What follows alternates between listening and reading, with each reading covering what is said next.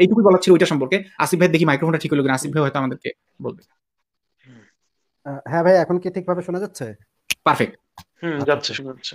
আচ্ছা। তা আমি আসলে আপনাদের আগের কথাগুলো শুনি নাই, যেটা একটুখানি যেটুকু শুনলাম সেটুকু শুনে মনে হইলো যে উনি যে কোনো একটা উদাহরণ চাচ্ছে যে কোরআনে কোনো বৈজ্ঞানিক ভুল বা ত্রুটি আছে কিনা। এটা কি উনি জিজ্ঞেস করেছিলেন? আপনি জিজ্ঞেস না না না, করেছিলেন? উনি ওইটা ওইটা আসিফ ভাই উনি বলেছিলেন উনি নিজে যাচাই করে দেখবেন, ওইটা আমাদের কাছ থেকে জাস্ট লিঙ্কটা চাইছিলেন, আমাদের লেখা উনি পড়বেন আর কি। আচ্ছা আচ্ছা, তাহলে ওই যে যেই লেখাটা আপনি বললেন, আকাশ আগে সৃষ্টি না, মানে মহাকাশ আগে সৃষ্টি নাকি পৃথিবী, এটা তো একটা খুবই গুরুত্বপূর্ণ লেখা, অনেক রেফারেন্স সেটার ভিতরে আছে। অসংখ্য রেফারেন্স দিয়ে সমস্ত তাফসির থেকে এবং হাদিস থেকে, কোরআন থেকে, কোরআনের নানা আয়াত, নানা অনুবাদ, অনেকগুলো অনুবাদ একত্র করে এটা রাখা হয়েছে। উনি যদি সহজে বুঝতে চান, সহজে যে জিনিস যদি একটা কিছু বুঝতে চান, তাহলে এই যে দেখেন ডান দিকে ইয়াজুজ মাজুজ এবং সিদরাতুল মুনতাহা, এই যে এই দুইটা লেখাও উনি পড়তে পারেন। ইয়াজুজ মাজুজ এবং সিদরাতুল মুনতাহা, এই দুইটা জিনিস কি, এইটাও উনি পড়তে পারেন। আর আরো আরো যদি ছোট মানে সহজে বোঝার মতো জিনিস জানতে হয়, যেটা একদম ইজি, ইজি টু আন্ডারস্ট্যান্ড, সেটা হচ্ছে এই যে দুই সমুদ্রের পানি একত্রিত হয় কিনা বা দুই সমুদ্রের পানি মেশে কিনা, সেই বিষয়ে একটা লেখা আছে। এবং সেই বিষয়ে যে কোরআনের যে দাবি যে দুই সমুদ্রের পানি মেশে না, বা ধরেন দুই, এই যে দেখেন এই দুই সমুদ্রের পানি বা মিষ্টি পানি লোনা পানি মেশে না, এই ধরনের যে একটা দাবি আছে কোরআনে। কোরআনের দুইটা সূরাতে মোট তিনটা আয়াত আছে এই বিষয়ে। আহ, আহ, এইখানে বলা হয়েছে যে এগুলা মেশে না। এবং তাফসির গুলা তো ক্লাসিক্যাল তাফসির গুলাতে, যে তাফসির গুলা হচ্ছে কি একদম প্রথম যুগের, প্রথম সময়ের, প্রথম আমলের, সেখানে হজরত মুহাম্মদের যে সাহাবীরা তারাও বলেছেন যে যারা আসলে নবীর কাছ থেকেই আসলে আয়াতের অর্থগুলা শিখেছেন, আয়াতের অর্থগুলা বুঝেছেন, তারাই ইবনে আব্বাস তাদের ভিতরে একজন প্রখ্যাত সাহাবী, হযরত মুহাম্মদের অত্যন্ত প্রখ্যাত সাহাবী। আপনারা নিশ্চয়ই জানেন, ইসলাম যারা মানে একটু পড়ালেখা করেন তারা নিশ্চয়ই জানেন ইবনে আব্বাস কে ছিলেন।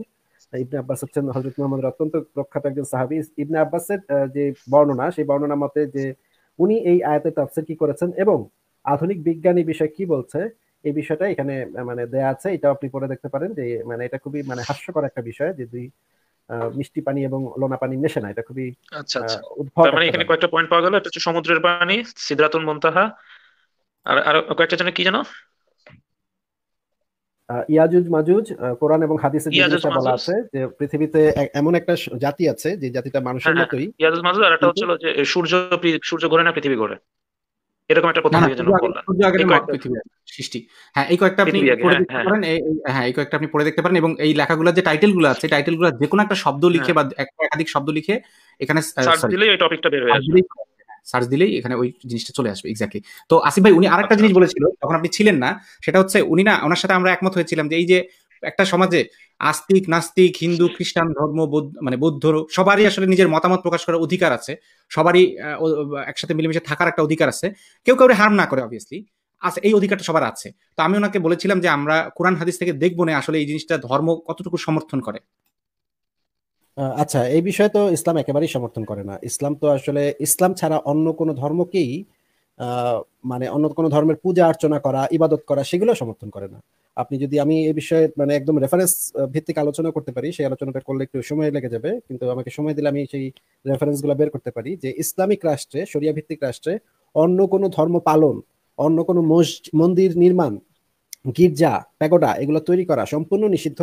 এবং হজরত মুহাম্মদের মানে সহিহ হাদিস আছে যে আমি ইহুদি নাসারা এবং অন্যান্য সকল পৌত্তলিককে আরব উপদ্বীপ থেকে বিতাড়িত করতে চাই, উচ্ছেদ করতে চাই, তাদেরকে সবাইকে উচ্ছেদ করে দিতে চাই। এই বিষয়ে সরাসরি হাদিস আছে। এবং তিনি বলে গেছেন যে অন্য কোনো ধর্মের কোনো মূর্তি তৈরি, মন্দির তৈরি, এগুলা সম্পূর্ণ ইসলামিক রাষ্ট্রে নিষিদ্ধ।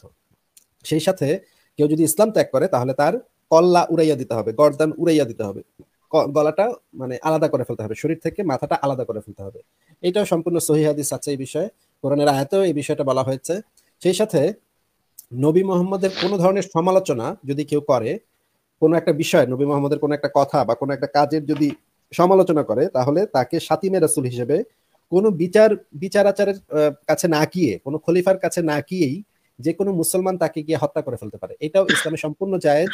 এবং চার মাযহাবের যে চারজন ইমাম আছেন, ইমাম আবু হানিফা, ইমাম শাফি, ইমাম মালিক এবং ইমাম আহমদ ইবনে হাম্বল, ওনারা চারজনই এই বিষয়ে ঐক্যমত্য প্রকাশ করেছেন যে এই বিষয়ে ইমাম মালিকের একটা বক্তব্য খুবই গুরুত্বপূর্ণ, যে কেউ যদি নবীর জামার একটা বুতাম ময়লা ছিল এই অভিমত ব্যক্ত করে, তাহলে তাকে সাথে সাথে হত্যা করে ফেলতে হবে। সে যদি তওবাও করে তাহলে সেই তওবা গ্রহণযোগ্য হবে না, তাকে সাথে সাথে মেরে ফেলতে হবে। তো উনি যে কথাগুলো বলছে সেগুলো তো আসলে ওনার কথা, কিন্তু ইসলাম এই জিনিসগুলোকে আসলে সমর্থন করে না। ইসলাম যেটা বলছে যে অন্য কোনো ধর্মের কোনো প্রচার প্রসার, প্রকাশ্যে অন্য ধর্মের সিম্বল, মানে ধরেন আপনি ক্রুশ আপনি বহন করতে পারবেন না প্রকাশ্যে, ব্যক্তিগতভাবে ঘরের ভিতরে আপনি অন্য ধর্ম পালন করতে পারেন, কিন্তু প্রকাশ্যে করা যাবে না। কোনো অন্য কোনো ধর্মের উপাসনা করা যাবে না, অন্য কোনো ধর্মের উপাসনালয় তৈরি করা যাবে না, এগুলো কিছুই করা যাবে না। এগুলো তো ইসলামে সম্পূর্ণ নিষিদ্ধ ভাই। তারিফ ভাই, আপনি কি ওই এই যে আসিফ ভাই যে কথাগুলো বললো, এই কথাগুলোর কি রেফারেন্স সহ দেখতে চাচ্ছেন? তাহলে আমরা একটু দেখাতে পারবো আপনাকে কোরআন হাদিস থেকে যে আসলে ইসলাম কিভাবে শুধু যে নাস্তিক মুরতাদ না, এমনকি অন্য ধর্মের মানুষেরও সহাবস্থান, তাদের মূর্তি পূজা, তাদের ভাস্কর্য রাখা, এগুলো একটাও যে সমর্থন করে না, এই জিনিসটা দেখাবো নাকি? আপনার ইচ্ছা, বলেন। না মানে আমার হাতে আসলে এখন অ্যাকচুয়ালি মানে অত সময় নেই, মানে এই জিনিসগুলো নিয়ে আসলে আরো অনেক বেশি কথা বলতে হবে, অনেক বেশি আহ, জানতে হবে, পড়তে হবে তারপরে। আচ্ছা, মানে তাহলে আমি আপনাকে একটা একটা কথা বললে দেখাবো। আচ্ছা আপনারা আর একটা মাতো কথা ভাই, বলবেন। তো মাতো ভাই আপনি যখন ওই একটা জিনিস জিনিসগুলো, একটু, মাতো ভাই হুম। আপনার কথার একটা একটু কারেকশন করে দেই, যে আপনি বলেন সমর্থন করে না, ব্যাপারটা কিন্তু সমর্থন করে না তা না, ও আচ্ছা। বিরোধিতা করে, সরাসরি বিরোধিতা করে, এবং সেগুলো ভেঙে দিতে বলে, অন্য ধর্মের উপাসনালয় পেলেই ভেঙে দিতে বলে, ধ্বংস করে ফেলতে বলে। এই বিষয়ে সরাসরি সৌদি আরবের যে সর্বোচ্চ সালাফি স্কলার আছে তাদের ফতোয়া পর্যন্ত আছে। তারা কোরআন হাদিসের উপর ভিত্তি করে যে ফতোয়া পর্যন্ত দিয়েছে যে অন্য কোনো ধর্মের মূর্তি ভাঙা, উপাসনালয় ভেঙে ফেলা, গুড়িয়ে দেয়া, এটাই হচ্ছে ইসলামের একমাত্র আদর্শ। অন্য কোনো ধর্মের কোনো কিছু একটা মুসলিম রাষ্ট্রে থাকতেই পারবে না, সেগুলো ভেঙে গুড়িয়ে দিতে হবে। তবে যদি দুর্বল থাকে মুসলমানরা তখন আর কি মেনে নিতে হবে, কিন্তু যখনই তারা ক্ষমতা প্রাপ্ত হবে, যখনই একটু শক্তি সামর্থ্য বাড়বে, তখনই সব ভেঙে ফেলতে হবে। এই বিষয়ে সম্পূর্ণ মানে ঐক্যমত আছে সালাফি স্কলারদের মধ্যে। মানে সালাফিস্ট তারিফ, কারা, এটা কি ইসলামের দলিল? মানে উনি বলতে সালাফি হচ্ছে চাচ্ছেন। তারা, আচ্ছা হ্যাঁ বলেন বলেন মাসুদ আসিফ ভাই। বলেন, আসিফ ভাই বলেন। সালাফি হচ্ছে ইসলামের যে একদম সালাফি হচ্ছে তারাই যারা মনে করে যে কোরআন এবং হাদিস, কোরআন এবং সুন্নাহ, এই দুইটা হচ্ছে ইসলামের মূল ভিত্তি। এই দুইটার উপর ভিত্তি করেই হুম সমস্ত কিছু পরিচালিত হবে। এবং নবী মোহাম্মদ বলে হুম। গেছে যে আমার পরে 4টা জেনারেশন ইসলামের সহি আকিদার মধ্যে থাকবে, পরে আস্তে আস্তে বিকৃত হওয়া শুরু করবে। এই কারণে সালাফি যারা আছে তারা মনে করে যে নবী মোহাম্মদ এবং তার পরের 4টা প্রজন্ম পর্যন্ত সেটাই ছিল পিওর, মানে একদম বিশুদ্ধ ইসলাম। এরপরে যা এসছে সমস্ত কিছুতেই নানা ধরনের বিকৃতি ঘটেছে। এই কারণে সালাফিরা মনে করে যে আমাদের সেই নবীর নবীর আকিদা, কোরআন যেভাবে নাজিল হয়েছে, কোরআনকে নবী যেভাবে বুঝেছে, তার সাহাবিগণ তাবেইনগণ যেভাবে বুঝেছে, ঠিক সেইভাবেই আমাদের বুঝতে হবে। অন্য কোনো ধরনের ব্যাখ্যা বিশ্লেষণ সেগুলো হচ্ছে বিকৃত, সেগুলোর ভিতরে বিকৃতি আছে। এই কারণে তারা সেই নবী এবং মানে আল্লাহ এবং তার নবীর সুন্নাহ এটাতে ফিরে ফিরে যাওয়ার কথা বলে। এবং এই বিষয়ে আসলে মানে মানে মানে রেফারেন্সই বলা আছে, মোহাম্মদ নিজেই বলে গেছে, এটা এটা মানে সালাফিদের নিজেদের বানানো কথা না, যে আমরা একটা নতুন ইসলাম বানাইলাম, সেটা সেরকম কথা না। নবী মোহাম্মদ নিজেই বলে গেছে যে আমার পরে 4টা জেনারেশন পর্যন্ত বিশুদ্ধ থাকবে ইসলাম। তো এই কারণে সালাফিরা এই রেফারেন্সের ভিত্তিতে সেই আল্লাহ এবং তার নবীর সুন্নাহকে এবং তার যে 4টা জেনারেশন তাদেরকে বিশুদ্ধ ধরে যেই তাদের যে ইসলাম সেটাকে বলা হয় সালাফি ইসলাম। এরপরে অন্যান্য যেগুলো আছে সেগুলো হচ্ছে আহ, সেগুলো নানাজন নানা ধরনের ব্যাখ্যা বিশ্লেষণ করে, কিন্তু যদি আপনি কোরআন এবং সুন্নাই তো হচ্ছে কি আসলে ইসলামের মূল ভিত্তি, সেখানে যদি আপনি যান, এটা সালাফি হতে হবে না আপনার, আপনার তো আসলে যে কোনো মুসলমান হলে আপনার আসলে আলটিমেটলি ওইখানেই যেতে হবে। হ্যাঁ, আপনি যদি মনে করেন রাইট। যে না, আমি সালাফি হব না, আমি সালাফি হব না, সালাফি হুম ভালো না, তারপরেও কিন্তু আপনার হুম। মুসলমান হলে কিন্তু ওইখানে যাওয়া ছাড়া কিন্তু উপায় নেই। সালাফিরা যে কথাটা বলতেছে সেটা মানা ছাড়া কিন্তু আপনার কোনো আসলে উপায় নেই।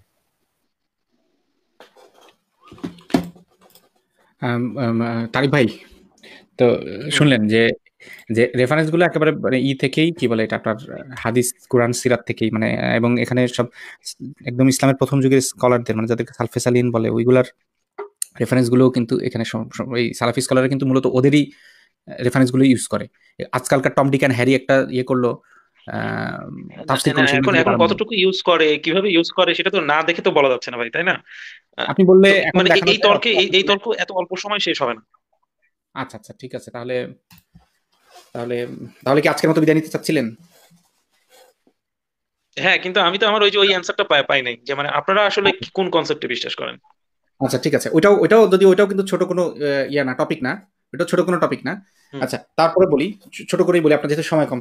শোনেন, মহাবিশ্বের উদ্ভব সম্পর্কে, হ্যাঁ, অনেক অনেক রকম হাইপোথেসিস দেওয়া হচ্ছিল, অনেক রকম এর কথা বলা হচ্ছিল, বাট সর্বশেষ যে জিনিসগুলো যেই ব্যাখ্যাটা দাঁড় করানো হয়েছে, ইনফ্লেশনারি যে এক্সপান্ডেবল ইউনিভার্সের ব্যাখ্যাটা, এইটা এ পর্যন্ত হুম দেয়া সবচাইতে গ্রহণযোগ্য ব্যাখ্যা। এবং এটা এমন না যে এটা জাস্ট একটা মানে কথার কথা, এরকম না। আম, ওই আপনার যেমন আপনার একটা বক্তব্য বললেন না যে পূর্বের ইভেন্ট কি, পূর্বের ইভেন্টটাকে ব্যাখ্যা না করে আমাদের দৃশ্যমান ইউনিভার্সের যতটুকু পর্যন্ত ব্যাখ্যা করা যায়, আমাদের অবজারভেবল ইউনিভার্সের উদ্ভবের যতটুকু ইভেন্ট পর্যন্ত আসলে ব্যাখ্যা করা সম্ভব, যেটাকে আপনি আমি আমাদের আমজনতারা পেপারের ভাষায় পত্রিকাওয়ালাদের ভাষায় বলি যে বিগ ব্যাং, ততদূর পর্যন্ত ব্যাখ্যা করেছে। বিগ ব্যাং কিন্তু সাইন্টিফিক কোনো টার্ম না, এটা পত্রিকাওয়ালাদের ভাষা। ফ্রেডরিক ভোলার প্রথম বললো, সে বলার পরে সবাই ওইটা নিয়ে নিল, নিয়ে এরপর থেকে, সরি ফ্রেডরিক হোয়েল আর কি, সে সে বলার পর থেকে এই সবাই নেওয়া শুরু করলো। এখন আমি যেটা বলতে চাচ্ছিলাম যে কি ব্যাখ্যাটা দিচ্ছে তারা, তারা ব্যাখ্যাটা দিচ্ছে এরকম যে যদি এই আমরা যে ইউনিভার্সে যে জিনিসগুলো দেখতেছি, পৃথিবী, সূর্য, গ্যালাক্সিগুলা, এগুলা এগুলা যদি স্ট্যাটিক হইতো, তাহলে তো এগুলা যদি মানে একটা আরেকটার সাথে দূরে না সরে যাইতো, তাহলে তো এইগুলা তখন আমরা বলতে পারতাম যে এটা একটা ইনফিনিট সময় ধরে এখানে অবস্থান করছে, মানে এইটা অনন্তকাল ধরে এখানে আছে, কোনো পরিবর্তন নাই, যেমন ছিল তেমনই আছে। বাট এইটা প্রথম তারা দেখলো যে ই করছে। আচ্ছা, একজন একজন আমাকে মেসেজ করে জানালেন যে ওনার নামটা ফ্রেডরিক হয়েল না, আমি ফ্রেডরিক ভোলার যে আছে আর ফ্রেড হয়েল যে আছে, দুইটার নামটারে শঙ্কর বানাইছি। আচ্ছা, তারে সমস্যা নেই, ধন্যবাদ। আপনি যেটা বলতেছেন সেটা বলেন। হয়েল, আচ্ছা বলছিল, আচ্ছা এনিওয়ে। এখন যেটা বলছিলাম যে দেখলো, সর্বপ্রথম অবজার্ভ করে দেখলো যে না, মহাবিশ্বটা স্থির না, এটা এক্সপ্যান্ড হচ্ছে, এবং এক্সপ্যান্ড রেটটা অনেক বেশি। দূরের যত জিনিস দেখা যাচ্ছে, দূরের জিনিসগুলো আরো বেশি হারে এক্সপ্যান্ড করছে, কাছের জিনিসগুলো কম হারে এক্সপ্যান্ড করছে। সেটা আবার কিভাবে বুঝলো? রেড শিফট আর ব্লু শিফটের মাধ্যমে। সেটা আপাতত বাদ রাখলাম, কিভাবে বুঝলো। এখন তারপরে হচ্ছে তারা দেখলো যে ওকে ফাইন, যদি এক্সপ্যান্ড হয় তাহলে তো এরা একটা জায়গায় আগে একসাথে সবাই মিলে ছিল, মানে একটা জায়গায় ছোট থেকে না বড় হবে, বড় হচ্ছে, তার মানে তো এটাকে যদি পিছন থেকে রিভার্স ধরে নেওয়া হয়, রিভার্স করতে গেলে তো তার মানে একটা সময় পাওয়া যাবে যখন এগুলো সব একসাথে ছিল। এই কথা চিন্তা করে বা এই জিনিসগুলোকে ম্যাচ করে একটা সময় বললো কি, এটা হচ্ছে কখন 40-এর দশক, 50-এর দশক, 60-এর দশকে বলা শুরু করলো কি বিজ্ঞানীরা, যে তাহলে একটা সিঙ্গুলারিটি ছিল, মানে সিঙ্গুলার একটা বিন্দু ছিল যেটা অসীম ঘনত্বের, অসীম ভরের, একেবারে অসীম তাপমাত্রার একটা বিন্দু ছিল। সেইখান থেকে আসলে পুরাটা হঠাৎ করে বাস্ট হয়ে সব এরকম ছড়াই গেছে, এবং এটা এখন এক্সপ্যান্ড হচ্ছে। পরে সবাই জানতে পারলো যে না, ওই রকম আসলে হওয়া পসিবল না, যে অসীম ঘনত্বের অসীম ইয়ার এবং সেইখান থেকে এক্সপ্যান্ড হবে এইভাবে, এটা আসলে পসিবল না, প্র্যাকটিক্যালি বা থিওরিটিক্যালিও পসিবল না। তখন তারা সিঙ্গুলারিটির যে ধারণটা, এটা বাদ দিল, দিয়ে তারা বললো যে না, এই ইভেন্টটা অন্যভাবে অকার হয়েছে। এক্সপ্যানশন যে হচ্ছে এটা সম্পর্কে কোনো দ্বিমত নাই, ইনফ্লেশন যে হচ্ছে সেই বিষয়ে দ্বিমত নাই, মানে সম্প্রসারণ যে হঠাৎ করে স্ফীত যে হয়েছে, হঠাৎ করে এত দ্রুত স্ফীত হয়েছে, রেটটা অনেক বেশি, সেটার বিষয়ে কোনো নাই, সন্দেহ নাই। তাহলে সন্দেহ কিসে বা কোন জায়গাতে, যে তাহলে এই জিনিসগুলো ইনিশিয়েটটা হয়েছে কিভাবে, শূন্য স্থানের মধ্যে, তাহলে কিভাবে এই জিনিসটা ইনিশিয়েট হইলো, এটা করতে আসলো। তখন এটা নিয়ে চিন্তা করতে করতে করতে এই এই যে হঠাৎ করে শব্দটা বলাটা ঠিক হবে না, মানে দীর্ঘদিনের চেষ্টার ফলে মানুষ, বিজ্ঞানীরা জানতে পারলো যে না, শূন্যস্থান বলতে আসলে আমরা যেটাকে মনে করি যে কিছুই নাই, আসলে এটা না। শূন্যস্থান মানে কিছুই নাই না, শূন্যস্থানের মধ্যে, আচ্ছা এমটি, আমি একটা জিনিস দেখাচ্ছি,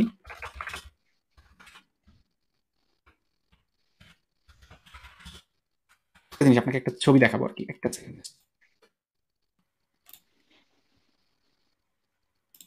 ছবি দেখাবো আপনাকে। তারা বের করলো শূন্য স্থানের মধ্যে অনবরত কি হচ্ছে, ইয়াগুলা আপনার ছোট ছোট ছোট ছোট ছোট ছোট ছোট ছোট কণা গঠন হচ্ছে, আবার বিলীন হয়ে যাচ্ছে, একটার একটাকে ভ্যানিশ করে দিচ্ছে। এই যে ঘটনাটা, এইটা শূন্যস্থান বলতে যেখানে যেখানে আমরা শূন্যস্থান মনে করি সেখানে সেখানে সম্ভব। এমনকি একটা এই ইনফ্যাক্ট এই সিমুলেশনটাও, এটা হচ্ছে কোথাকার, একটা প্রোটনের ভিতরের শূন্যস্থানের, প্রোটনের ভিতরে যে কোয়ার্ক গুলো আছে, ছোট ছোট ছোট ছোট ক্ষুদ্রকণিকা, যেটার চাইতে ক্ষুদ্রকণিকা এখন পর্যন্ত মানুষ বের করতে পারে নাই, বিভিন্ন সাইজের, যেমন বিভিন্ন সাইজের বা বিভিন্ন রকমের কোয়ার্কের কথা বাদ দিলাম, ওগুলা বেকার খামোখা, ওগুলো এক্সপ্লেন করার দরকার নেই। কিন্তু এক একটা ছোট্ট ছোট্ট কণিকার মাঝখানে যে ফাঁকা স্থানটা থাকে প্রোটনের ভেতরে, প্রোটন বলতে আপনি নিশ্চয়ই ইলেকট্রন প্রোটন সম্পর্কে পড়েছেন ছোটবেলায়, স্কুলে থাকতে, বা যদি পরেও হয়তো পড়েছেন, আমি জানি না, আমি সেটা জিজ্ঞাসা করতে চাচ্ছি না, বাট হয়তো পড়েছেন। সেই প্রোটনের ভেতরে যে কোয়ার্ক গুলো আছে, মানে ক্ষুদ্র কণাগুলো আছে, সেগুলোর মাঝখানের ফাঁকা স্থানে এই কাজ, এই সিমুলেশনটা এটা ঘটছে, মানে অনবরত কণাগুলো তৈরি হচ্ছে, আবার একটা একটাকে ভ্যানিশ করে দিচ্ছে। এই কারণে এই জিনিসগুলো যেহেতু কোনো স্থায়ী কিছু না, এইগুলোকে না ভার্চুয়াল পেয়ার বলে, ভার্চুয়াল পার্টিকেল বলে, মানে অসৎ হুম অসৎ যুগল বলে, অসৎ কণা বলে। এবং এগুলাকে আরো আমাদের সাধারণ মানুষের বোঝার জন্য তারা বলে ম্যাটার অ্যান্টিম্যাটার। ম্যাটার অ্যান্টিম্যাটার একটা একটাকে ভ্যানিশ করে দিচ্ছে, কিন্তু বিলিয়নের মধ্যে একটা ম্যাটার বা অ্যান্টিম্যাটার ভ্যানিশ না হয়ে আলাদা হয়ে যেতে পারে। যদি আলাদা হয়ে যায় তখন যেই ঘটনাটা ঘটে সেই ঘটনাটা থেকেই এই আমাদের মতো মহাবিশ্বের উদ্ভব হওয়া সম্ভব বলে বিজ্ঞানীরা দাবি করছেন। এখন আপনি যদি বলেন হুম এইটা কেন হয় ভাই, এইটা কি কি জিনিসটাকে শূন্যস্থানের মধ্যে এই জিনিসগুলোকে অসৎ যুগলকে এটাকে কি ইনিশিয়েট করতে, কারা ইনিশিয়েট করতেছে এটাকে, সেটা আমি বলবো জানা সম্ভব না, এই মুহূর্তে জানা সম্ভব না, ভবিষ্যতে হয়তো জানা সম্ভব হয়, এই মুহূর্তে জানা সম্ভব হয় নাই এই জিনিসটা কিভাবে ইনিশিয়েট করতেছে প্রসেসটা। কিন্তু কে ইনিশিয়েট করতেছে এটা ভুল একটা শব্দ, কিভাবে হচ্ছে এটা একটা কারেক্ট শব্দ। কিভাবে এটা ইনিশিয়েট হচ্ছে, এই হুম ইভেন্টটা কেন কিভাবে হচ্ছে, এটা একটা পারফেক্ট একটা কোয়েশ্চেন। বাট এই ইভেন্টটা কে করতেছে এটা একটা রং কোয়েশ্চেন, কারণ আমরা তো জানি না যে মানুষ করাচ্ছে বা কোনো একটা সত্তা করাচ্ছে, কনসিয়াসলি হচ্ছে। ওই সরিষা দানার এক্সাম্পলটার কথা মনে আছে, আমরা জানি না যে সরিষা দানাটাকে কেউ জন্ম দিচ্ছে, তাই সরিষা দানাটার পেছনে কে দায়ী, কোন ব্যক্তি বা কোন সত্তা দায়ী, এটা কোয়েশ্চেনটা যেমন ইয়া হয় অযৌক্তিক হয়, সেরকম এখানেও কে করছে এটা অযৌক্তিক হয়। এটা আমরা বলতে পারি যে কিভাবে কেন হচ্ছে, এটা কিভাবে হচ্ছে, ওটা তো প্রসেসটা তো সিমুলেশন আকারে দেখাচ্ছে বিজ্ঞানীরা, কারণ বাস্তবে তো ইলেকট্রন যে মাইক্রোস্কোপ আছে ওইটা দিয়েও দেখানো সম্ভব না, ইলেকট্রনিক মাইক্রোস্কোপ দিয়ে দেখানো সম্ভব না, এটা এত ছোট এত ক্ষুদ্র। তো সে এই জন্য, বাট এই জন্য ওরা থিওরিটিক্যালি প্রমাণ করতে পারে, থিওরিটিক্যালি দেখাতে পারে। ইনফ্যাক্ট আপনি যদি জানেন ফিজিক্সের বেশিরভাগ পড়ালেখাগুলো এরকম থিওরিটিক্যালি হয়, বিশেষ করে কণার বিষয়ে যে লেখাপড়াগুলো আছে, কোয়ান্টাম মেকানিক্সের, কোয়ান্টাম ফিজিক্সের যেই এই যে এইগুলা এই স্টাডিগুলা, এগুলা ভাই থিওরিটিক্যালি হয় ম্যাক্সিমাম সময়। কেন হয়? কারণ হচ্ছে এইগুলাকে না তো দেখা যায়, না তো ছোঁয়া যায়, না তো এগুলারে টাচ করা যায়। টাচ যদি করে না কোনো কিছু দিয়ে, যদি টাচ করে না, টাচ করলে হয় কি সাথে সাথে ওর বৈশিষ্ট্য চেঞ্জ হয়ে যায়। যেমন কোয়ার্কগুলা আসলে কেমন দেখতে এটা যদি আপনি জানতে চান তাহলে কি করতে হবে, ওকে কোনোভাবে কোনো কোনোভাবে ক্যাচ করতে হবে বা কোনো না কোনো কিছুর সাথে টাচ করাতে হবে অ্যাটলিস্ট। তো আপনি যদি টাচ করান কোয়ার্ককে, যদি কোনো কিছু দিয়ে টাচ করান, ওই টাচটা হওয়া মাত্র, যেমন ধরেন আমি জানি না ছবিটা কিসের, বাট ধরে নেই এখানে একটা কোয়ার্ক যাচ্ছে, দৌড়াচ্ছে, আপনি এই মাঝখানে কিছু একটা পর্দা টর্দা লাগাই দিয়ে ওটাকে টাচ করতে চাচ্ছেন, টাচ করা মাত্র ওর বৈশিষ্ট্য চেঞ্জ হয়ে যাবে। এই জন্য না ওগুলাকে টাচ না করে, ওগুলাকে পিন পয়েন্ট না করেই আসলে থিওরিটিক্যালি ব্যাখ্যাগুলো করা হয়। সেই ব্যাখ্যাগুলো এইভাবেই দাঁড় করাচ্ছে যে এটা এইভাবেই হয়েছে।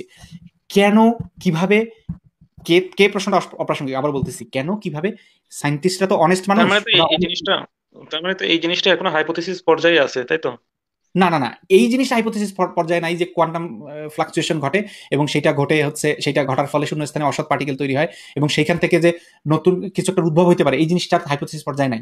এই জিনিসটা ভাই না থিওরিটিক্যাল এইটা হাইপোথিসিস নাই, এইটা হাইপোথিসিস নাই, আপনি যেটা বললেন। কিন্তু মানে এইখান থেকে বা এইরকম একটা প্রক্রিয়ার মাধ্যমেই হচ্ছে হলো ওই যে বিগ ব্যাং এর ওইটা যে রিলেটেড করা, এই জিনিসটা তো হাইপোথিসিস পর্যায়ে এখনো আছে। এটাকে হাইপোথিসিস বলতে এটাকে আমরা এইভাবে বলতে পারি, ওই জিনিসটা যেহেতু আমরা কোনোভাবে এখন অবজার্ভ করতে পারি না, আমরা এখন কি করতে পারি, ওইটার যে এসেন্সটা থেকে গেছে সেইগুলোকে অবজার্ভ করতে পারি, সেইগুলোর থেকে চেষ্টা করে দেখতে পারি ডট মিলানোর, মানে একটা ইভেন্টের কনসিকুয়েন্স গুলো থেকে গেছে, সেই কনসিকুয়েন্স, যেমন কসমিক ব্যাকগ্রাউন্ড রেডিয়েশন, এটা কি ব্যাকগ্রাউন্ড রেডিয়েশন থেকে যায়। আপনি যদি এখন লাইট জ্বালান একটা, এই লাইটটার রেডিয়েশনটা থেকে যাবে, মানে এটা কখনো ভ্যানিশ হবে না, দুর্বল হয়ে যাবে এই রেডিয়েশনটা, ওয়েভ মানে আপনি সম্পর্কে এখন যেটা ছবি আমাকে দেখাচ্ছেন, এটা না সেটা না। যেটা ছবি আমাকে আমি দেখাচ্ছেন, এটা তো এক সময় হাইপোথিসিস ছিল মানুষের কাছে, আমাদের এক কাছে, সময় তাই না? ছিল, এখন এখন আহ, এটা থিওরি, এটা থিওরি। এক সময় ছিল, কিন্তু কিন্তু বর্তমানে তো এটা একটা আমার ফ্যাক্ট। জানা আমার জানার মতো এটা একটা থিওরি না। হাইপোথিসিস থিওরি ফ্যাক্ট আলাদা জিনিস। এমন না যে হাইপোথিসিস আর থিওরি কি, এগুলো হইতেছে ব্যাখ্যা করার এক একটা ব্যাখ্যা, এগুলো হচ্ছে ব্যাখ্যা, আর ফ্যাক্ট হচ্ছে একটা ঘটনা। যেমন মহাবিশ্বটার উদ্ভব ঘটছে, এটা হুম একটা ফ্যাক্ট, হুম। এটা একটা অবজারভেবল ফ্যাক্ট। সেই ফ্যাক্টটার আচ্ছা ফ্যাক্ট, বর্ণনা আচ্ছা ফ্যাক্ট বাদ দিলাম, ফ্যাক্ট বাদ দিলাম, মানে এইটা এক সময় হাইপোথিসিস ছিল, কিন্তু এখন এটা প্রুভড। ইয়েস, এই জিনিসটা থেকে যে ওইটাই আমি আপনাকে বোঝাতে চাচ্ছিলাম ইনফ্যাক্ট, যে কিভাবে আমি প্রুফ বলতে, ওই আপনি যেই সেন্সে বলতেছেন ওই সেন্সে যে প্রুফ না কেন, ওইটা আমি একটু মানে বলতে চাচ্ছিলাম, বলবো ওইটা। ওই আপনি হ্যাঁ প্রুফ বলতে না, যেটা বোঝেন ওই তার সেন্সে, মানে আপনি তার মানে আপনি তার যেমন মানে ধরেন, আপনি তার মানে যেমন আপনি বলতে ইভলিউশন। চাচ্ছেন যে হচ্ছিল বিগ ব্যাং এর যে থিওরিটিটা ওইটা হচ্ছে আপনার এখনো প্রুফ না তো, তাই না? আমি আমি এটা একটু আমি বললে আপনি বুঝতে পারবেন যে কোন সেন্সে আমি বলছি proof। যেমন ইভলিউশনটা আপনি ল্যাবে এখনই টেস্ট করে বলতে পারেন যে এটা একটা প্রুভেন ফ্যাক্ট। এই ক্ষেত্রে ল্যাবে টেস্ট করা যায়, এখানে কি করা হয় জানেন, আগের ঘটনাটার যে কনসিকোয়েন্সটা থেকে গেছে, যেমন একটু আগে বলছিলাম যে আপনি যদি একটা ওয়েভ তৈরি করেন, লাইট তৈরি করেন, অথবা একটা রেডিও ট্রান্সমিট তৈরি করেন, একটা যদি ওয়েভকে আপনি যদি একটা ওয়েভ ইনিশিয়েট করেন, এই ওয়েভটা তৈরি করার পরে এই ওয়েভটা কখনো শেষ হয়ে যাবে না, দুর্বল হয়ে যাবে, বাট শেষ হবে না। থিওরিটিক্যালি এটা শেষ হয় না, প্র্যাকটিক্যালি হয়তো এটা আর একদম কোনো এসেন্স থাকে না, বাট এটা শেষ হয় না।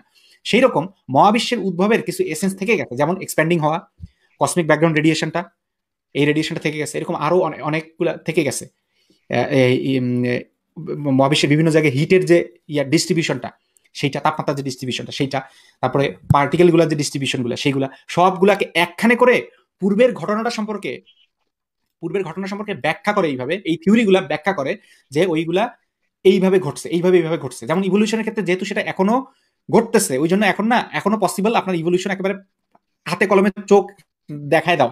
জাস্ট কি করতে হবে, আপনাকে কয়েকশো বছর বাঁচতে হবে, আমাকে কয়েকশো বছর বাঁচতে হবে, অথবা আমরা যেই সময়ের মধ্যে বাঁচি, ধরেন 60 বছর বাঁচি, 60 বছরের মধ্যে ইভলভড হয় এইরকম একটা প্রাণী বেছে নিতে হবে। যেমন কি আমরা মাছি বেছে নিতে পারি, মশা বেছে নিতে পারি।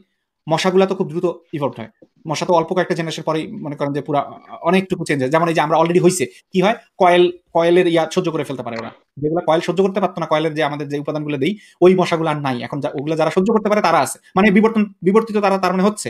আমরা তার মানে ল্যাবে বা এমনকি চাক্ষুষভাবে আমরা প্রমাণ করতে পারি ইভলিউশন জিনিসটাকে। বা ধরেন গ্র্যাভিটি যে আছে, বা গ্র্যাভিটি যে একটা মানে সত্যিকার একটা ফ্যাক্ট, এটাকে আমরা গ্র্যাভিটির যে থিওরি অফ গ্র্যাভিটি, ওইটা আমরা প্রমাণ করতে পারি হাতে কলমে। কিভাবে, এই জাস্ট আমার কলমটা এখান থেকে জাস্ট ড্রপ করে দেব টেবিলের মধ্যে, ঠিক আছে, আমি বুঝতে পারছি। কিন্তু শুনুন, কিন্তু মহাবিশ্বের বেলায় মহাবিশ্বের উদ্ভবের যে পরিস্থিতিটা, ওই সময়টা এখন ক্রিয়েট করতে গেলে কি হবে বলেন তো, আরেকটা মহাবিশ্ব ইনিশিয়েট হবে, মানে আগেরটা ধ্বংস হয়ে নতুনটা ইনিশিয়েট হবে, বা দুইটাই ধ্বংস হবে। মানে ওইটা প্র্যাকটিক্যালি ওইভাবে পসিবল এখনো হয় নাই। কি পসিবল হয়েছে প্র্যাকটিক্যালি, যে ওই পার্টিকেলগুলা যেভাবে তৈরি হয়েছে বলে বর্ণনা করা হয়। যেমন ধরেন যে হচ্ছে আপনার আমার শরীরের ক্ষুদ্র ক্ষুদ্র কণিকাগুলো, এগুলো ভর কেমনে পাইলো, শুরুতে তো ভর, এখানে তো ভর তৈরি হতে আমরা দেখতেছি না, সেগুলো প্রমাণ করা যায়, প্র্যাকটিক্যালি প্রমাণ করা যায়। আমি কি মানে ব্যাখ্যাটা বন্ধ করে দিব, কারণ বারবার ইন্টারাপ্ট হচ্ছে, তো আমার ব্যাখ্যাটা আমি ঠিকভাবে করতে পারছি না। আমি কি ব্যাখ্যাটা করা বন্ধ করে দিব? আচ্ছা ঠিক আছে, বলো। না মানে তাহলে আপনার বক্তব্য শুনে নিতাম আর কি, সেটা বলছি, আপনার বক্তব্য শুনে নিয়ে আবার ব্যাখ্যাতে ফিরে আসতাম। আচ্ছা তাহলে আমি বলি, মানে আমি যেটুকু আপনার কথা শুনে বুঝতে পারছি যে ধরেন একটা ট্যাপ আছে, কলের ট্যাপ, পানির, এবং সেই ট্যাপের ঠিক নিচে পানির দাগ রয়েছে। সেই পানিটা আবার কিছুটা গড়িয়ে চলে গেছে, ওই গড়ানোর দাগও আছে। তো আমরা এই ট্যাপ এবং পানির দাগ দেখে বুঝতে পারলাম যে আসলে পানিটা এই ট্যাপ থেকেই পড়ছে। সেম কাজটা যদি মরুভূমিতে হয়, ট্যাপটা হয়, হ্যাঁ হ্যাঁ হ্যাঁ, হতে পারে কেমনে? মরুভূমিতে তো পানি নেই, মরুভূমির মাঝখানে একটা ট্যাপের নিচে পানির দাগ আছে, মানবেন তখন ওইটা ধরে নিবেন না অন্য কিছু ধরবেন? কেউ তো মুততেও পারে। আরে বাবা, এটা তো পুরোপুরি অন্য একটা দিকে নিয়ে যাচ্ছে। আমি জিনিসটাকে জাস্ট বুঝানোর জন্যই বলতেছি। অনেক কিছু হতে পারে, আপনি অনেক কিছু বলতে পারেন, কিন্তু আমি বুঝানোর জন্য আপনাকে বলছি জিনিসটা ধরেন এরকম, এবং আমরা ওই দাগ অনুসারে, আমরা ট্যাপ দেখে দাগ অনুসারে আমরা বুঝতে পারতেছি, ধরে নিলাম যে ওই ট্যাপের থেকে আসলে পানিটা পড়ে এটা হয়েছে। কিন্তু আপনি মনে করেন যে ওখানে আসলে এই ঘটনাটা হয়নি, আসল ঘটনাটা ঘটছিল যে একজন এসে ওখানে ওই ঠিক ট্যাপ বরাবরই পানি ফেলাইছিল, আরসির একটা বোতল থেকে পানি পড়ছিল, এবং সেই পানিটা শুকায় যে এই দাগটা হয়েছে। এরকম তো হইতে পারে, তাই না? হইতে পারে, এবং সেটাই ইনফ্যাক্ট আমি আপনাকে বলতেছিলাম যে আমি আপনার সাথে একমত যে এরকম হইতেই পারে। যে তাহলে আমার পয়েন্টটা হচ্ছে ভাই এই জায়গায়, আর একটু শেষ করে নেই। আমার পয়েন্টটা এই জায়গাতে যে কি, যে তাহলে আমি বলতেছি না যে এই যে বিগ ব্যাংকের যে থিওরি, এই থিওরিটা যে ভুল, এটা আমি বলতেছি না, কিন্তু এই থিওরিটির জায়গায় অন্য রকম কিছু তো হতে পারে, বা ইসলাম সম্মত কোনো একটা কারণ হচ্ছে, সেটাও আমি বলতেছি না, অন্য কিছু তো হইতে পারে। হ্যাঁ, আমি বলবো এখন। হ্যাঁ বল। আচ্ছা, প্রথম কথা হচ্ছে আপনি যে ট্যাপ থেকে পানির যে উদাহরণটা দিলেন, ওইখানে আমাদের পূর্ব অভিজ্ঞতাগুলো কি কি? ট্যাপ সম্পর্কে আপনার ধারণা থাকতে হবে, ট্যাপ জিনিসটার প্রমাণ থাকতে হবে। ট্যাপ বলতে যে কিছু হয়, ট্যাপ মানে যে আজকে লাইভে যে মহসিন ট্যাপ নামের ছেলেটা যুক্ত ছিল সে না, ওটা যে ইনফ্যাক্ট পানিরই ট্যাপ, সেটার একদম নিখুঁত প্রমাণ থাকতে হবে। তারপর হচ্ছে ওই দাগটা যে পানিরই, ওইটা যে কোনো ফাজিল গিয়ে মতে নাই, সেটার প্রমাণ থাকতে হবে। এইগুলা তারপরে ধরেন আপনি কিন্তু আবার একে ওকে নাড়তেছেন, স্ল্যাং করতেছেন। আমি কিন্তু আগেই বলছিলাম যে আমি এরকমই করি, আমি কিন্তু আগেই বলে নিছিলাম আপনার কাছে। আমি কিন্তু বলে নিছিলাম যে আমি এরকমই করি। এনিওয়ে, আচ্ছা, তাই বলবো যে এগুলো ইগনোর করেন একটু কাইন্ডলি, কি করবো বলেন, স্বভাব তো। আচ্ছা, তারপরে ধরেন এরকম অনেক কিছুই হইতে পারে, এর মধ্যে কোনটা ব্যাখ্যা আমরা নেই, বা কোন ব্যাখ্যাটা যতক্ষণ পর্যন্ত আমরা প্রমাণ পাই না, আমরা কি করি, ব্যাখ্যাগুলোকে নাইন করে দিই। যেমন ধরেন আমরা এমন একটা ক্লুলেস মার্ডার, বা এমন একটা ক্লুলেস এরকম ট্যাপের নিচে পানির দাগ পাইলাম, ক্লুলেস, মরুভূমির মাঝখানে, কোনো বিল্ডিং না, জাস্ট মরুভূমির মাঝখানে একটা ট্যাপ, সেই ট্যাপের নিচে পানির দাগ, পানির দাগ বলতে ইনফ্যাক্ট কি, পানি পড়লে যেরকম দাগ হয় সেরকম, তো পানির জায়গায় তো তেল পড়লে ওরকম দাগ হবে, মুখ পড়লে ওরকম দাগ হবে, ওখানে যদি আপনি মধু ফেলেন তারপরে ওরকম দাগ হবে, মানে দাগটা কিন্তু বা পানির মতো একটা লিকুইড ফেললে সেম দাগ হবে। এই জিনিসগুলো আমরা যদি পুঙ্খানুপুঙ্খভাবে প্রমাণ করতে পারি যে এই দাগটা আসলে এইটাই, তখনই আমরা কোনো একটা ব্যাখ্যার দিকে যাইতে পারি যে আচ্ছা তারপরে না প্রশ্ন আসবে এই ব্যাখ্যাটা আবার নিব কি নিব না। কিন্তু যদি আমরা সেই রাইট। ব্যাখ্যাটার কোনো ব্যাখ্যা নাই, প্রমাণ নাই, জাস্ট ধারণা থেকে বলি যে আমার মনের ফিলিংস হচ্ছে যে এইটা, যেহেতু এটা মরুভূমি, কেউ বোতল থেকে এখানে পানি ফেলছে, আমার ফিলিংস, এইরকম ফিলিংস জাতীয় ব্যাখ্যা বা গেস, অনুমান, কোনো ধরনের যুক্তি ছাড়া অনুমানগুলো, সেগুলোকে শুরুতেই এক্সক্লুড করতে হয়। এরকম এক্সক্লুড করার একটা খুব সুন্দর একটা পদ্ধতি আছে, যদিও এই পদ্ধতিটা সত্য একটা পদ্ধতি না, ওইটাই সবসময় ঘটে তা না, সেটাকে বলা হয় অক্কামস রেজর। এই অকামের রেজর বা অকামের খুরের কাজই হচ্ছে অপ্রয়োজনীয় ব্যাখ্যাকে বাদ দেওয়া, অপ্রয়োজনীয় অপ্রমাণিত যেটার কোনো মানে যেটা ধরলে আপনার জিনিসটা কমপ্লেক্স হবে, ওই কমপ্লেক্সিটিটাকে, আননেসেসারি কমপ্লেক্সিটিটাকে ওই খুঁটটা দিয়ে কেটে ফেলে দেওয়া, ওই রেজারটা দিয়ে কেটে ফেলে দেওয়া, ছেঁচে ফেলে দেওয়া।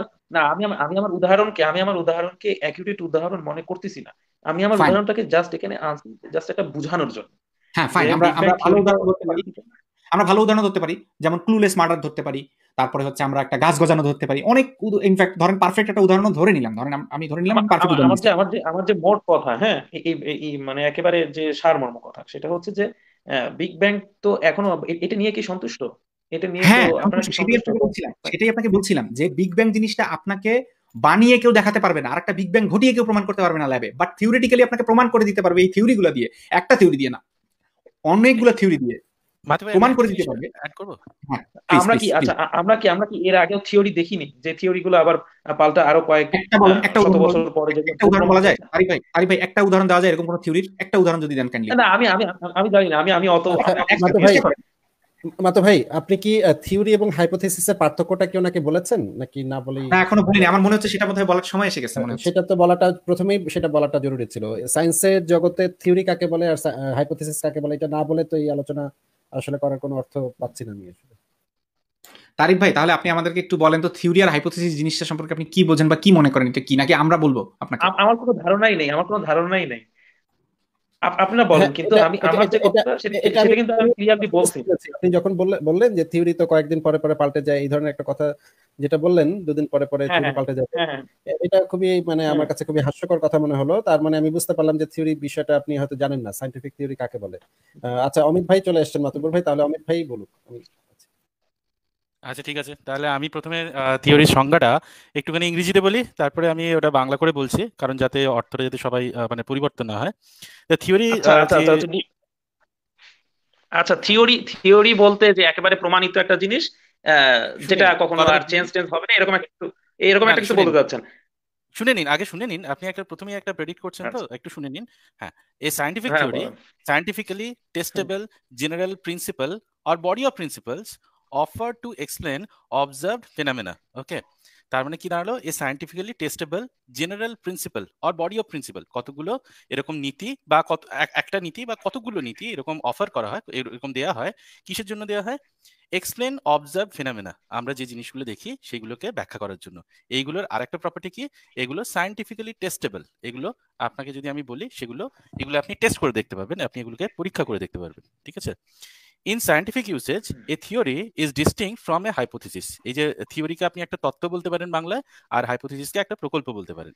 এই প্রকল্পটাকে প্রথমে প্রপোজ করা হয় কোনো একটা অবজার্ভ ফেনোমেনা, ধরুন যে যা আপনি দেখছেন সেটাকে ব্যাখ্যা করার জন্য সেটাকে প্রথমে একটা প্রপোজ করা হয় যে এই ঘটনাটা হতে পারে। তারপরে সেই হাইপোথিসিসকে মানে বহুভাবে টেস্ট করা হয়, বহুভাবে সেটাকে ভুল প্রমাণ করারও চেষ্টা করা হয়। যদি দেখা যায় সমস্ত টেস্ট সমস্ত কিছু সেইগুলো স্যাটিসফাই করছে, কোথাও এগুলো ভুল বলে প্রমাণিত হচ্ছে না, আমরা এখনো পর্যন্ত যা দেখতে পাচ্ছি তাতে কোথাও ভুল বলে প্রমাণিত হচ্ছে না, এবং এই যে হাইপোথিসিসটা এটা যে নর্মাল অবজারভেবল ফেনোমেনাগুলো যেগুলো আছে সেগুলোকে ব্যাখ্যা করতে পারছে এবং প্রেডিক্ট করতে পারছে, সেটা কি ঘটবে সেই জিনিসটা বলতে পারছে, তখন সেই হাইপোথিসিসকে আমরা একটা থিওরি বলি। বোঝা গেছে হুম, তারিক হুম, ভাই? হুম। এই আচ্ছা লাস্টের লাইনটা আবার একটু বলো তো। আচ্ছা, একটা থিওরি, একটা হাইপোথিসিস তখনই একটা থিওরিতে পরিণত হয় যখন সমস্ত টেস্টেবল যেগুলো, যা কিছু আমি টেস্ট করেছি, যা কিছু পরীক্ষা নিরীক্ষা করছি সেগুলো সব কটা স্যাটিসফাই করছে এবং সেটা একটা ঘটনাকে প্রেডিক্ট করতে পারছে। যেমন ধরুন এরকম বলতে পারে যে এই জায়গাতে এই কন্ডিশনে কি হবে। যেমন ধরুন এরকম একটা কথা বললেন যে একটা বস্তু যদি একটা বস্তু ধরুন 5 কিলোমিটার/আওয়ার বেগে গেলে কত দূরে যাবে এইটা আপনি প্রেডিক্ট করতে পারছেন, ঠিক আছে? এটা তো আমি খুব সিম্পল একটা ঘটনা বললাম, কিন্তু এই ধরনের জিনিসগুলোকে যখন প্রেডিক্ট করতে পারবে তখন তাকে বলা হবে থিওরি। সেই হাইপোথিসিসটা সেটা একটা থিওরির পর্যায়ে যায়। তার মানে কি এটা যে এই থিওরি সবসময় যে আর এই থিওরি দিয়ে একটা বসে রয়েছি আর কেউ কিছু বললো, নতুন কিছু বললো, সেরকম কিছু করবো না, না সেটা নয়। সবসময় সেটা একটা সবসময় সেই জিনিসটা একটা ফলসিফায়েবল। তার মানে আপনি বলবেন যে এইটাকে কিভাবে কোন কোন অবজারভেশন থাকলে এইটা মিথ্যে প্রমাণিত হবে। ধরুন এরকম বললাম যে এই 5 কিলোমিটার/ঘন্টা বেগে একটা গাড়ি যাচ্ছে, সেটা যদি 1 ঘন্টায় 5 কিলোমিটার যদি না যায় তাহলে আমার থিওরিটা ভুল। এই কথাটাও আপনাকে বলতে হবে, এটা হচ্ছে ফলসিফায়েবল, ঠিক আছে? এইবারে আপনি একটা প্রশ্ন করলেন যে বিগ ব্যাং থিওরি কি একদম মানে এটা নিয়ে কি স্যাটিসফাইড? উত্তরটা হচ্ছে না, এইটা নিয়ে আমরা স্যাটিসফাইড নই। তাই জন্য একটা ইনফ্লেশন থিওরি দেওয়া হয়েছে, যেটা একটা এক্সটেনশন অফ বিগ ব্যাং। সেইখানে যে সমস্ত জিনিসগুলোকে আমরা বিগ ব্যাং দিয়ে আমরা যেগুলো ব্যাখ্যা করতে পারছিলাম না, সেই জিনিসগুলোকে আমরা ইনফ্লেশন থিওরি দিয়ে ব্যাখ্যা করার চেষ্টা করছি। এই ইনফ্লেশন থিওরি কি বলছে? এই ইনফ্লেশন থিওরি বিগ ব্যাংটা কিভাবে এসেছে, কেন এসেছে, কোথায় কোয়ান্টাম ফ্লাকচুয়েশন হয়েছিল, কিভাবে হয়েছিল, এবং সেই কোয়ান্টাম ফ্লাকচুয়েশন থেকে এই বিশ্ব একটা স্টেবল পর্যায়ে কি করে গেল, সেই সমস্ত কথাগুলো বলছে। তার মানে কি এটা যে এটা আমরা টেস্ট করে দেখছি না, বা এর কোনো অল্টারনেট হাইপোথিসিস এরকম কিছু নেই? না, আছে। সব সময় তার সব সময় তার পক্ষে এবং বিপক্ষে অল্টারনেট হাইপোথিসিস গুলো আছে। এবং সেই হাইপোথিসিস গুলো আমরা সব সময় আমরা ওগুলোকে পরীক্ষা করে দেখছি। যদি আমাদের এই অবজারভেশনের এই হাইপোথিসিসের সাথে বা এই থিওরির সাথে যদি কোনো একটা ক্ল্যাশ হয় কোনো একটা অবজারভেশনের, তখনই আমরা সেটাকে নতুনভাবে আপডেট করি। এই আপডেট করার প্রসেস আছে একটা, এই আপডেট করার জন্য আমাদের কাছে একটা কন্ডিশনাল প্রবাবিলিটি আছে। আমরা এগুলো সবসময় ক্যালকুলেট করতে থাকি, এই কন্ডিশনাল প্রবাবিলিটি গুলো, যেটাকে বলা হয় বেইজিয়ান একটা মেথড আছে, বেইজিয়ান একটা কন্ডিশনাল প্রবাবিলিটি ক্যালকুলেট করি। প্রথমে একটা হাইপোথিসিসের লাইকলিহুড ক্যালকুলেট করি, একটা অবজারভেশনের লাইকলিহুড অবজারভেশনের অকারেন্স প্রবাবিলিটি ক্যালকুলেট করি, এবং প্রায়ার অ্যান্ড পোস্টেরিয়র প্রবাবিলিটি আমরা ক্যালকুলেট করি এই হাইপোথিসিস গুলো।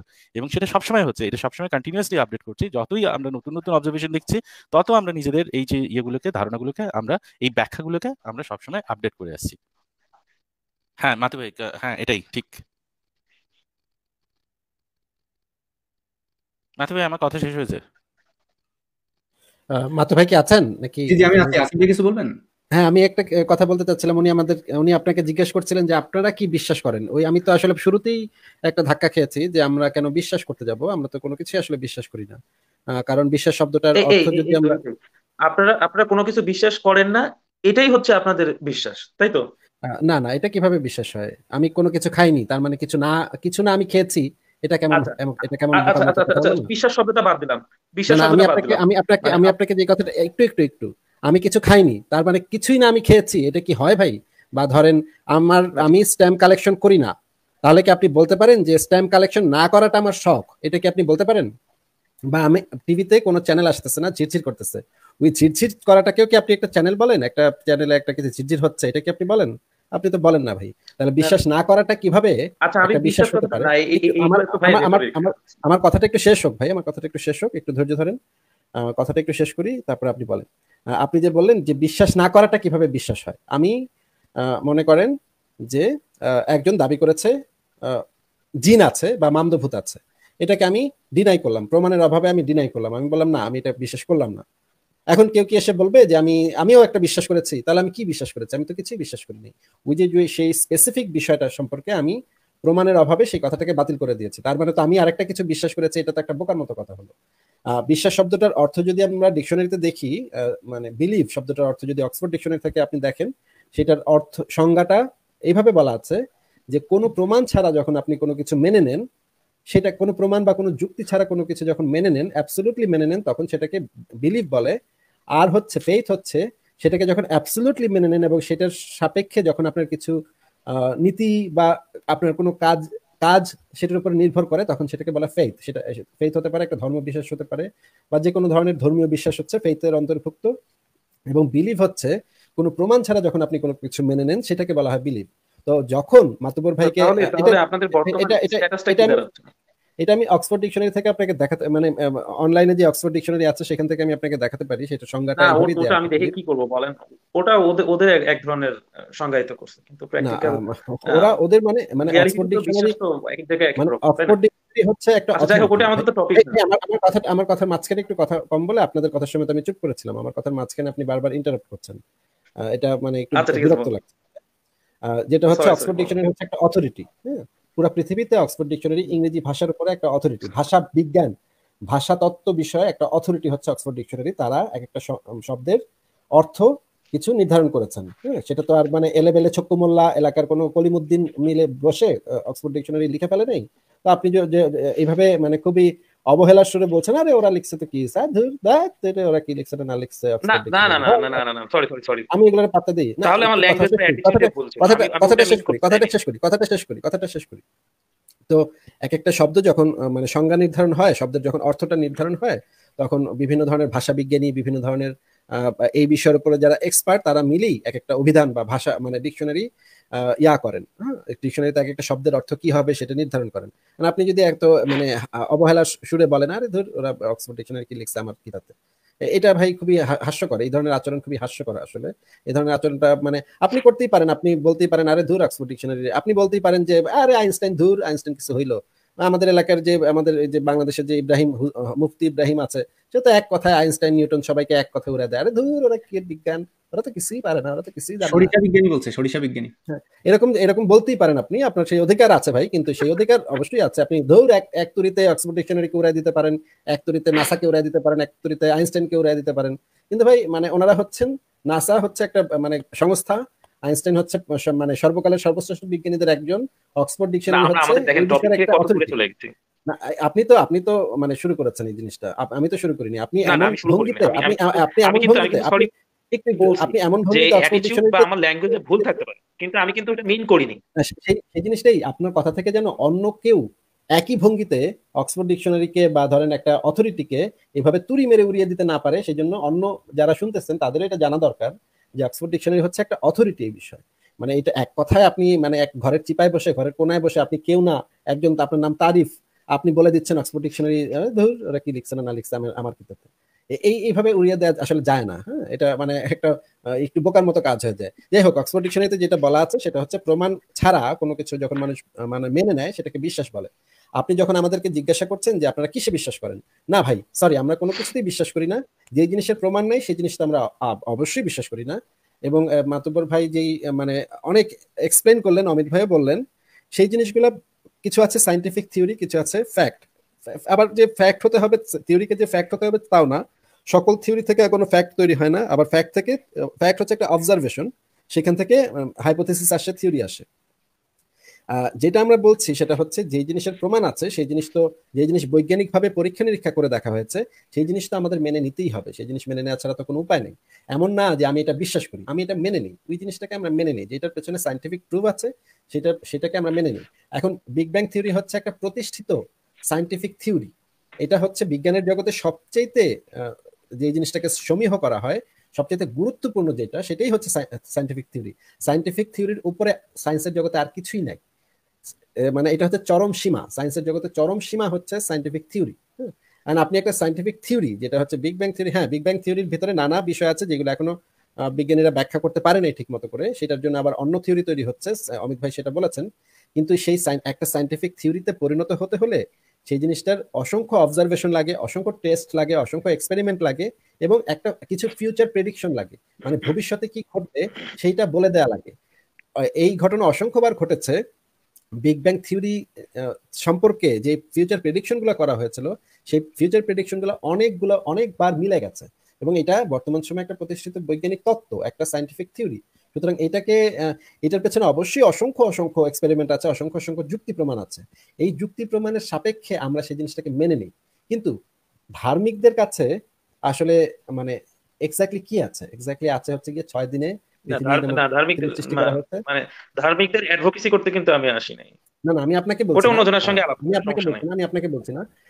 যদি আমরা অপর দিকটা দেখি, অপর দিকে হচ্ছে ধার্মিকদের ভেতরে, ধার্মিকরা যে কথাটা বলছে সেটা হচ্ছে আল্লাহ পাক আরশের উপরে বসে 6 দিনে পৃথিবী এবং মহাবিশ্ব সৃষ্টি করেছেন, এবং তিনি হওয়া বলেছেন, সব হয়ে গেছে, তারপর মাটি দিয়ে আদমকে বানিয়েছেন। মানে সমস্ত গাঁজাখুরি, সমস্ত মানে ঠাকুরমার চুরি সব নিয়ে আসছে।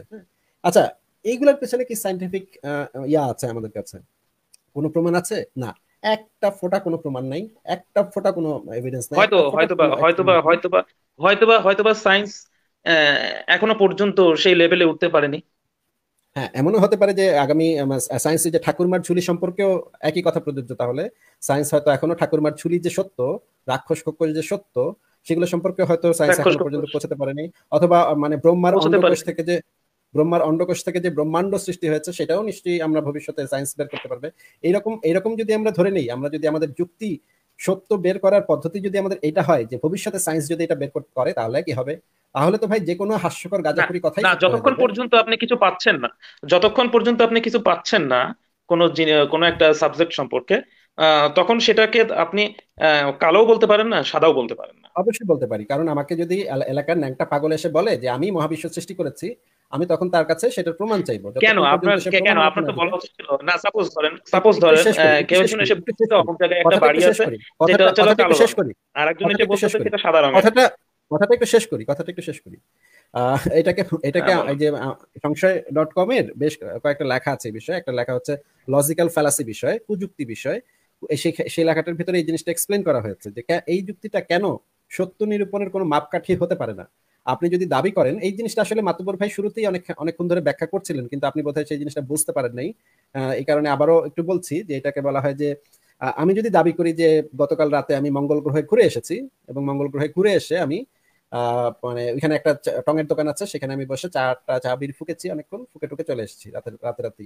তো এই কথাটা যখন যদি আমি আপনাকে বলি, আপনি নিশ্চয়ই সেটাকে বলবেন না এটা মিথ্যা বলছে, এটা পাগল, এই লোক পাগল, এই লোকের তখন আপনি নিশ্চয়ই আমার কাছে কিছু এভিডেন্স চাইবেন, এবং আমি যদি এভিডেন্স আপনাকে দিতে না পারি, তাহলে অবশ্যই আপনার উচিত যে আমার কথাটাকে আমার কথাগুলো যে মিথ্যা কথা সেটাই ধরে নেয়া।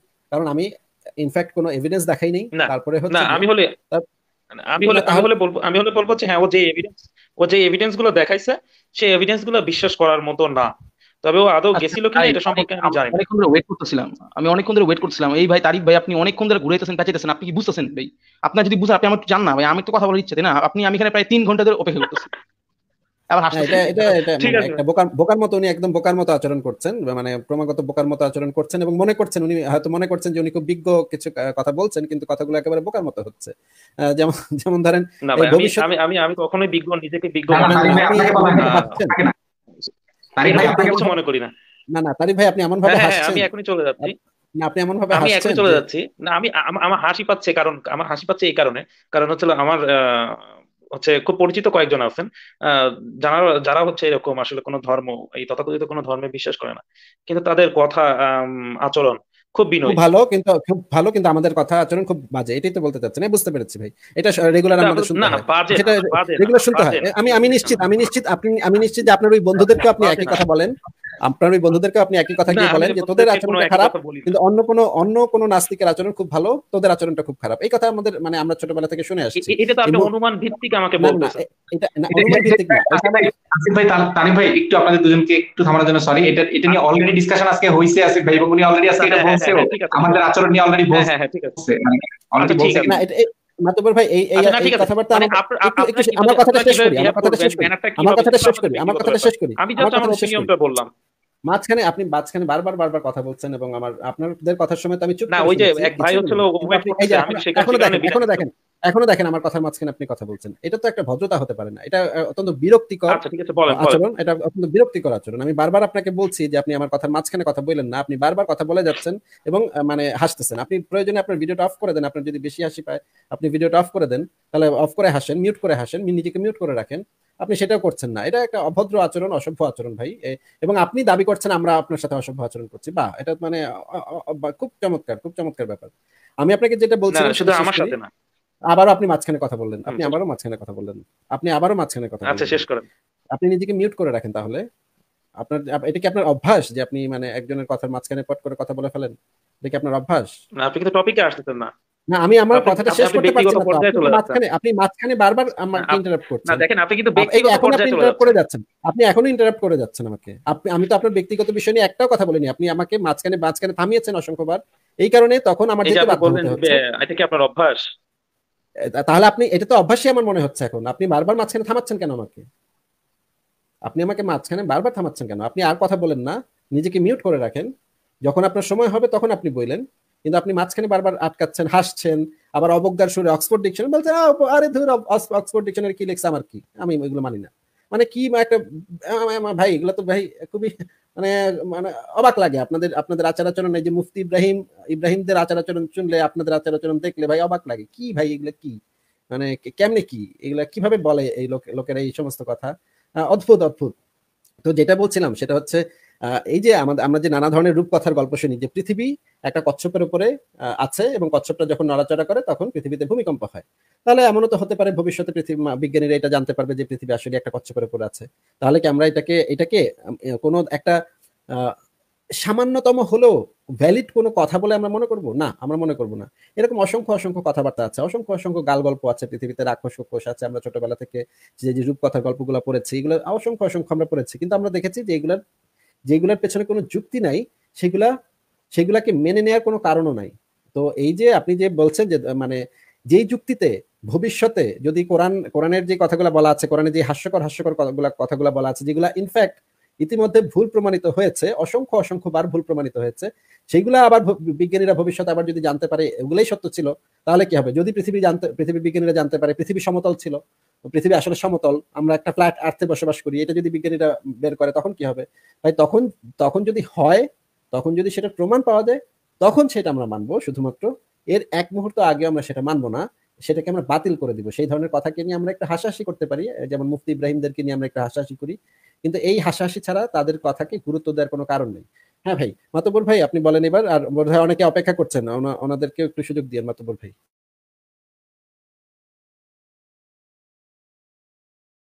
মাতু ভাই কি আছেন? হ্যাঁ হ্যাঁ ভাই আছি। আমি যেটা ওনাকে মানে কি বলবো, আচ্ছা অমিত ভাইয়ের কথা আগে শুনিনি একটু।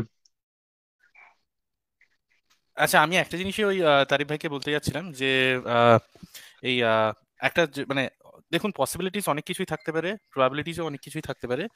যখন একটা হাইপোথিসিস দেওয়া হয়, সেই হাইপোথিসিসের এগেনস্টে একটা অল্টারনেট হাইপোথিসিসও দেওয়া হয়, এবং এই অল্টারনেট হাইপোথিসিসের কাজ হচ্ছে যে হাইপোথিসিসটা আপনি দিয়েছেন তার ঠিক বিপরীতে বা তার অন্য অনেক হাইপোথিসিস তৈরি করা। এখন আপনি যে কথাটা বললেন যে একদিন হতে পারে যে মানুষ হয়তো এত উন্নত হয়নি, মানুষ এরকম হয়েছে যে সেই জিনিসগুলো বুঝতে পারছে না। কিন্তু দেখুন, ধরুন হচ্ছে আমি আপনাকে জিজ্ঞাসা করলাম যে পৃথিবী কতদিনে তৈরি হয়েছে বা মহাবিশ্ব কতদিনে তৈরি হয়েছে, বিভিন্ন ইয়েতে বিভিন্ন রকম বললো। ধরুন হিন্দু ধর্ম বললো ইমিডিয়েটলি, মানে it was just created at that, মানে একই সাথে সবকিছু একসাথে তৈরি হয়েছে। কেউ বললো 6 দিনে, কেউ বললো 8 দিনে, কেউ বললো 10 দিনে। আপনি সেইগুলোর এগেনস্টে কোনো রকম প্রুফ পেলেন না, তখন সেই যে হাইপোথিসিস গুলো সেগুলোকে নাকচ করাই কি ভালো নয়? আপনার কি মনে হয়? অবশ্যই ভালো, অবশ্যই ভালো। অবশ্যই। এবং সেই কারণেই সেই হাইপোথিসিস গুলো, সেই প্রপোজাল গুলো নাকচ হয়েছে, বুঝেছেন? এরকম নয় যে সেগুলোকে টেস্ট করা হয়নি, সেইগুলোকে ভাবা হয়নি, সেগুলো they did not give any thought on those proposals. Definitely they have given. একটা সময় ছিল যখন মনে করা হতো এই মহাবিশ্বটা এরকম ভাবেই চিরকাল ছিল, তারপরে দেখা গেল যে না, এরকম ভাবে ছিল না।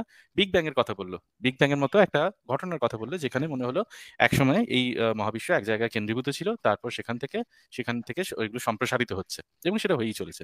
দেখুন এইখানে এসে তো ধর্মের কানেক্টে কাছেই চলে এলো, যে ধর্ম বলেছিল যে হ্যাঁ সত্যি, মানে ধর্ম এই কথাটা তো বলেইছিল যে মানে এক সময় শুরু হয়েছে, এর একটা শুরু আছে।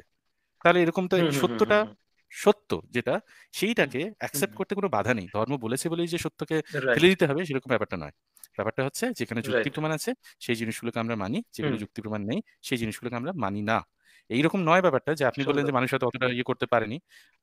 আমরা যতদিন যে প্রমাণ পাচ্ছি, যেগুলো আমরা, এরকম নয় যে সেই প্রপোজালগুলোকে ঘেঁটে দেখা হয়নি, প্রপোজালগুলোকে ঘেঁটে দেখা হয়েছে, তার সাপেক্ষে কোনো যুক্তি পাওয়া যায়নি, তাই জন্যই সেটা বাতিলের পর্যায়ে। দ্যাটস অল, এরকমই বলা ছিল মাত্র। আচ্ছা ঠিক আছে, তারিফ ভাই কি সর্বশেষ কিছু বলতেন নাকি অলরেডি শেষ বক্তব্য দিয়ে ফেলেছেন? আজকের মতো কি বিদায় নেবার পেরেছেন? হ্যাঁ, বিদায় তো নিবই, তবে নেওয়ার আগে হচ্ছে আসিফ ভাই যদি কোনো মাইন্ড করে থাকে তাহলে সরি। আসলে আমি ওনাকে হার্ট করার জন্য বা আপনাদের কাউকে হার্ট করার জন্য কিছু বলিনি। আমি আসলে মানে যেটা বলতে চাইছি সেটা সরাসরি আমি বলে দিয়েছি। তবে অন্যরকম নেগেটিভ বা কাউকে কষ্ট দেওয়ার জন্য বা অপমান করার জন্য আমি কোনো কিছু ইন্ডিকেট করে কিছু বলিনি। আচ্ছা ঠিক আছে তারিফ ভাই, আপনাকে তো আমরা বেশ কয়েকটা লেখা দিলাম, আমরা আশা করবো আপনি নিকট ভবিষ্যতে সেই লেখাগুলো পড়ে আমাদের সাথে আসবেন, কথা বলতে যুক্ত হবেন, এবং আমরা শুনবো আপনি পড়ে রেফারেন্সগুলো চেক করে বিজ্ঞানের সাথে মিলিয়ে কি পেলেন সেই জিনিসগুলো আমাদেরকে একটু জানাবেন। ঠিক আছে, আসিফ ভাই বোধহয় কিছু একটা বলবে। আচ্ছা আমি একটা কথা বলি যে মানে এটা তো আসলে নতুন কিছু না, মানে একদম ছোটবেলা থেকে এই জিনিসটা লক্ষ্য করছি, দেখে আসছি, ছোটবেলা থেকে অভিজ্ঞতা আছে, আসলে লক্ষ লক্ষ অভিজ্ঞতা আছে আসলে ছোটবেলা থেকে, যে মুমিন ভাইদের যারা মুসলিম বা যারা ধর্মবিশ্বাসী তাদের একটা টেন্ডেন্সি থাকে যে কিভাবে নাস্তিককে অপমান অপদস্থ করা যায়, কিভাবে তাদেরকে মানে ছোট করা যায়, কিভাবে তাদেরকে গালি দেওয়া যায়। অনেকে ভদ্রভাবে এই কাজটা করে, অনেকে অভদ্রভাবে এই কাজটা করে। আমার প্রোফাইলে ঢুকলে আপনি দেখবেন অসংখ্য ব্যক্তি আমাকে, আমার বউকে, আমার 2 বছরের শিশু বাচ্চাকে পর্যন্ত, আমার বাচ্চাকে নিয়ে পর্যন্ত প্রতিদিন এত নোংরামি তারা করে এবং এত জঘন্য জঘন্য কথা তারা বলে। আমার বাচ্চাটা মানে আমার বাচ্চাটা আমার পিঠের উপর উঠে খেলছে, পিঠের উপর উঠে লাফ দিচ্ছে, সেটাকে নিয়ে তারা বানিয়েছে আসিফ নজরুদ্দিন তার বাচ্চাকে সমকামিতা শিক্ষা দিচ্ছে, পিছন থেকে এইগুলা করানো শিখাচ্ছে। এগুলো নিয়ে অসংখ্য অসংখ্য ট্রল, অসংখ্য অসংখ্য আমি প্রতিদিন আমাদের দেখতে হয়। শুধু যে আমাকেই দেখতে হয় তা না, এখানে যারা আছেন অনেকেই দেখতে হয় এই জিনিসগুলা। কারণ হচ্ছে আমরা যেটা মনে করি, আমরা যেটা মানে যে জিনিসটা আমরা আমাদের পড়ালেখা থেকে, আমাদের জ্ঞান থেকে, আমাদের অভিজ্ঞতা থেকে বুঝি, সেই কথাটা আমরা অকপটে বলে দিই। আমরা যেটাকে খারাপ মনে করি সেটাকে খারাপ বলি, যেটাকে ভালো মনে করি সেটাকে ভালো বলি। এই কারণে আমাদের এই জিনিসগুলো প্রতিদিন সহ্য করতে হয়, প্রতিদিন শুনতে হয়। এরপরেও ভাই আপনারা মানে তারপরে আপনাদের সাথে আমরা চেষ্টা করি যতটা সম্ভব ভালোভাবে কথা বলার জন্য, যতটা সম্ভব ভদ্রভাবে কথা বলার জন্য, ভদ্রতা বজায় রাখার জন্য। কিন্তু কন্টিনিউয়াসলি বছরের পর বছর ধরে আপনারা মানে, আপনাকে আমি বলছি না, ব্যক্তিগতভাবে আপনাকে বলছি না, কিন্তু বছরের পর বছর ধরে এত নোংরামি আমাদের সাথে করা হয়েছে। এবং শুধু যে নোংরামি তাই কিন্তু না, আমার কাঁধে, আমার পিঠে 9 বার চাপাতি দিয়ে আঘাত করা হয়েছে।